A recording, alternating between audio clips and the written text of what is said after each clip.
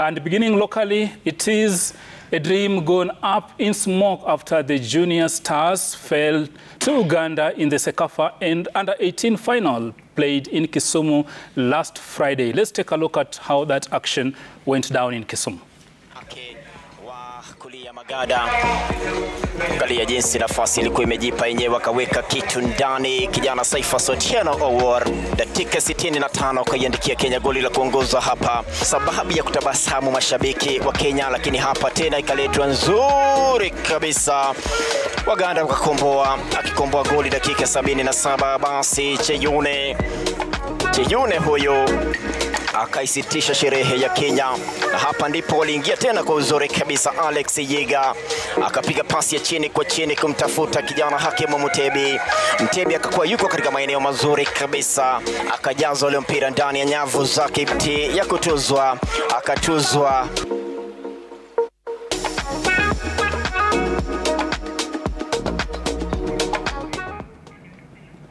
That's the CECAFA Under-18 final. The curtain came down in Kisumu, but not in the best way Kenyans had wished for.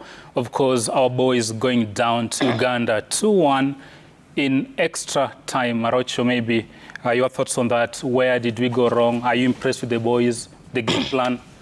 We didn't go wrong. Congratulations to the boys.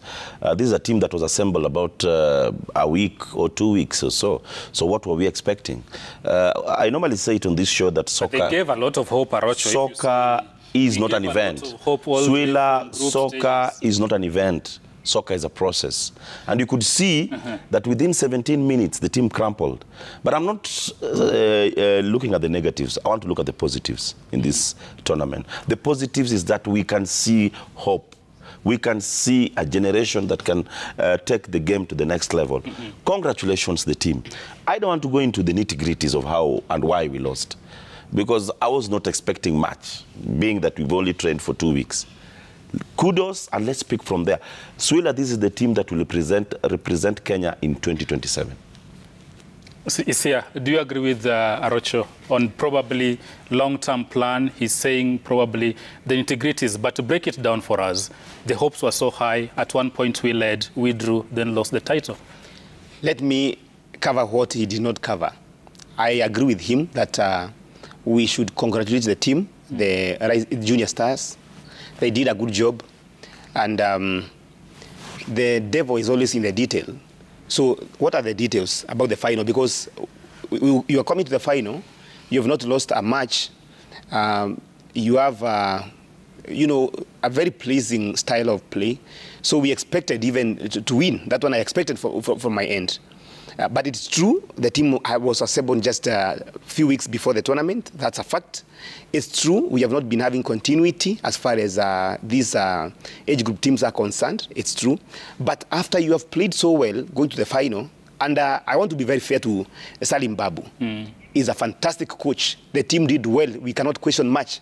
But you see, if the question is explain how we failed to win, two things.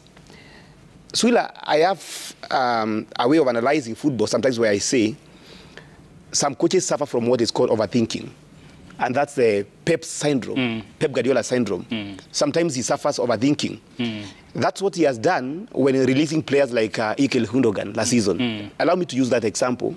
That's what he has suffered when releasing players like Mahrez, players like Leroy, and players who are so good. Very good, yes. Sometimes you question the decision. So I know it was really a tactical approach for Coach Salim Babu to bench Adrien Kibet and Tyrone Kariuki for the final, in the name that maybe they were the most exposed players, quote by quote, going to that match. But you see, when you get to the final, I thought you have nothing to lose. There's no time to reconcile if things go wrong. So you assemble your best arsenal. Weapons, yes. You understand? If they fail then to show up, then you can do the changes.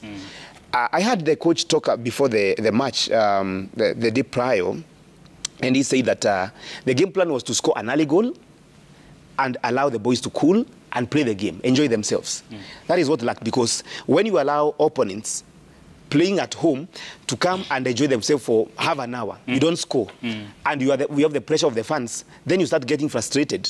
So basically, I questioned that move to have Kibet and Kariuki, one of our best players in that tournament, to come maybe in the second half. Then I'll say about the point that we pick from this is that this team has promised Kenyans that there's future. You know, lately we have had people saying that we are deficient of talent. And I remember some of those people. Please go to the point, not people. I'll leave you to say that, Arocho. But basically, we have been shown that we are talents are there is talent. The question is how, from this point, do we prepare them for the next stage? Zita, real quick. I'm not going to complain because the boys did very well. On my side, because it's the excitement from the fans coming early to in the stadium just to watch the boys do what they did the best in the tournament. So for me, congratulations to the boys. And I know from here we have, as Arocha said, we have a team for 2027. AFCON, and we need to start preparing from that angle. We're going to have the under 15 actually tournament in a few days. So those under 17, how are we under 14? How are we going even to make them graduate to under 18? Because the same under 18 are going to graduate to under 20 because we are going to have a tournament for under 20. So how are we going to nurture these talents and the flow of talents from under 15, under 18, under 20, under 23 to the senior? That is how we are supposed to go and start thinking about that. But for me, the boys did very well. Despite what happened, they didn't win, but again, they are winners. And they know with the same spirit, maybe next year they're going to do they're going to bring the trophy home. Shitera, real quick, and I want to open a can of worms. And this is what people have been saying, and probably we need to talk into that. An under 18 tourney, rightfully so, but how do you ensure that players who feature in this tourney are actually below 18 years?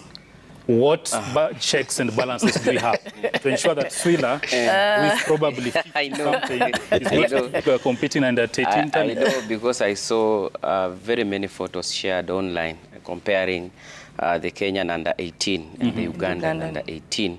There's also been a debate in the East African school games right. Whereby college students who are over the age of secondary school playing boys and girls playing in the East African secondary school games, where our East African neighbors, Uganda and Rwanda, have dominated because of playing players who are in colleges instead of secondary school because of their education system. And I think that should be addressed by the CECAFA governing council.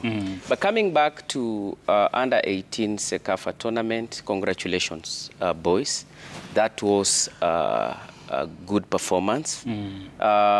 Bearing in mind, and I've always talked it here, and the FKF communications team has always been against it, that you assemble a team 2 weeks to a tournament against an opponent who has been in camp for over a month. And I have really waited them here on set to come and prove me wrong, but they have never honored an opportunity to come and represent their thoughts. But again, going back to that tournament, I think Coach Salim Mbabu really concentrated on the Pep Guardiola tactical approach, the tiki-taka, and forgot that in a game of football, you have the defense, the midfield, and then attacking. He played a very good attacking football, but slept on the defense. Because look at it, both matches against Tanzania and Uganda, Kenya opened the scoring sheet. But again, he couldn't hold he could not hold the defense, conceded, and then went on to struggle in the post-match penalties, went on to struggle in the additional time, losing that hit. So in my view, a good start. Let us really put this team together. Very promising. Look at Tyrone Kariuki, Aldrin Kibet, Cyphers War, Wanjala, the captain, the goalkeeper Wanzala, Omala, Duncan. This is a promising. I actually stated it that the star is brighter in future. I actually prophesied. So keep the team, keep the coach, and I believe we are going to do even better. And CECAFA, again, be consistent. We are having this tournament this year. Next year, we are not having it. So the development of football in the region, I think, in my view, there will not be continuity in it.